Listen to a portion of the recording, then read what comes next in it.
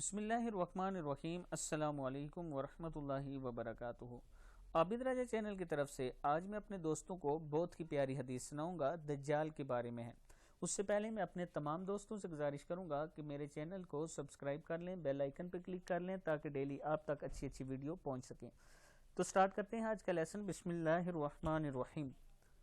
رسول اللہ صلی اللہ علیہ وسلم نے ارشاد فرمایا، ہر شہر میں دجال کا گزر ہوگا سوائے مکہ اور مدینہ کے۔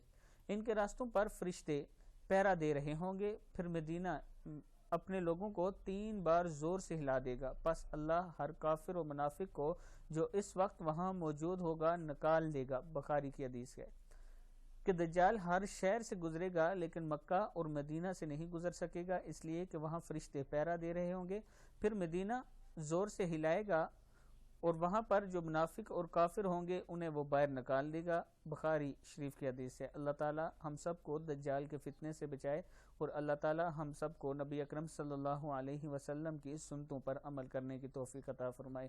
السلام علیکم ورحمۃ اللہ وبرکاتہ۔